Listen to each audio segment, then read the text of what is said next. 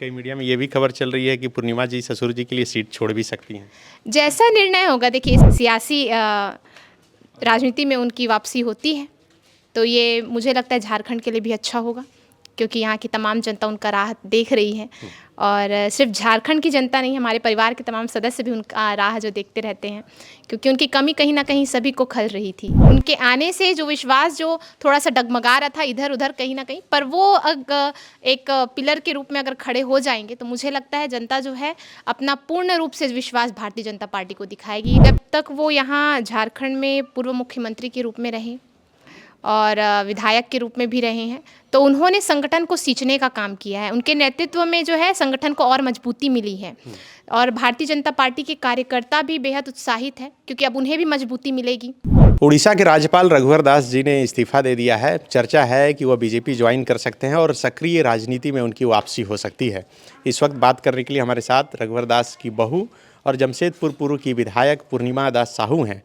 पूर्णिमा जी, रघुवर जी ने इस्तीफा दे दिया, आपको कुछ बताएं हैं कि फिर क्या होने वाला है? जी नहीं, हमें तो कुछ जानकारी नहीं थी। जो भी निर्णय लिया गया ये उनका व्यक्तिगत निर्णय था।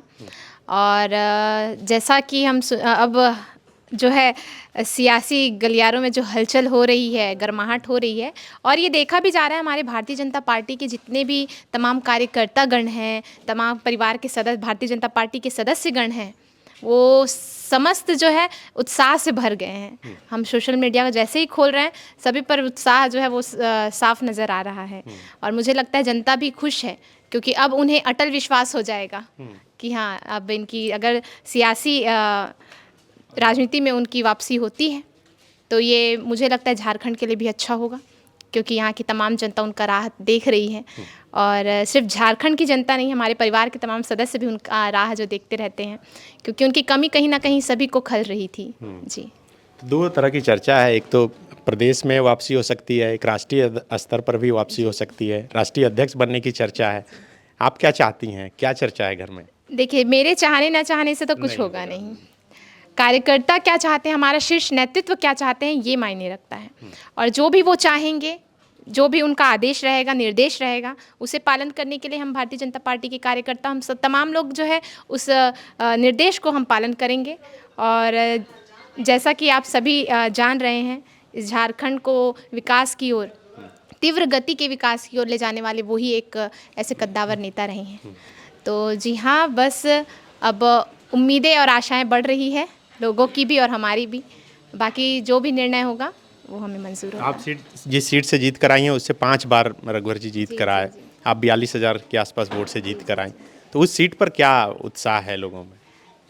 मैं तो यही कहना चाहूँगी, जो डेली हमारे घर में जनता दरबार लग रही है, जहाँ पे मैं बैठ रही हूँ और जन की समस्याओं को सुन रही हूँ, उनका विश्वास मुझ पर और बढ़ जाएगा। अच्छा। उनके आने से जो विश्वास जो थोड़ा सा डगमगा रहा था इधर उधर कहीं ना कहीं, पर वो एक पिलर के रूप में अगर खड़े हो जाएंगे तो मुझे लगता है जनता जो है अपना पूर्ण रूप से विश्वास भारतीय जनता पार्टी को दिखाएगी। अपना पूरा विश्वास जो है हमारी पार्टी की ओर जो है अपना ध्यान केंद्रित करेगी जनता। जी, कई मीडिया में ये भी खबर चल रही है कि पूर्णिमा जी ससुर जी के लिए सीट छोड़ भी सकती हैं।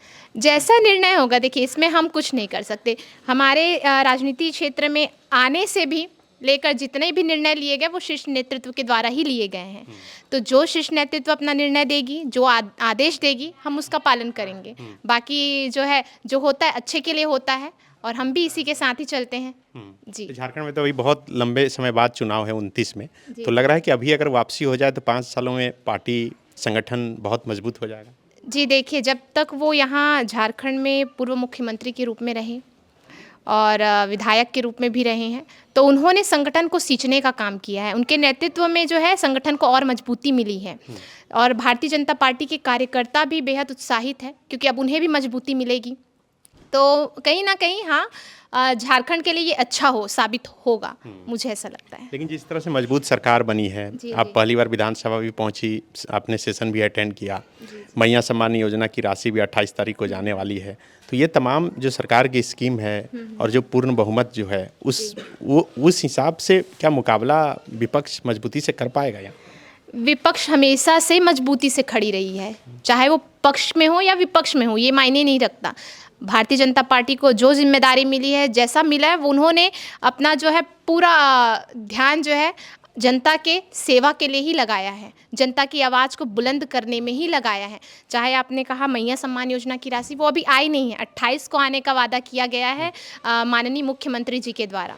तो मुझे तो लगता है अगर आ भी रही है मैया सम्मान योजना की राशि, तो मुझे लगता है कि अगर आप सिर्फ मैया के हित के लिए सोच रहे हैं तो बहुत अच्छी बात है। तो सभी मैयाओं के हित के लिए सोचें, सभी मैयाओं का सम्मान करें। कुछ मैयाओं का सम्मान करके, कुछ माताओं बहनों का सम्मान करके आप जो है अपने आप को साबित नहीं कर सकते, अपनी पार्टी को जो है सेवा के भाव वाली पार्टी या मैया के सम्मान वाली पार्टी साबित नहीं कर सकते। क्योंकि जो पुल इन्होंने निर्माण किया है मैया सम्मान योजना की, वो पुल वृद्धाओं के पेंशन और विधवाओं के पेंशन के ज़रिए वो पुल का निर्माण हुआ है।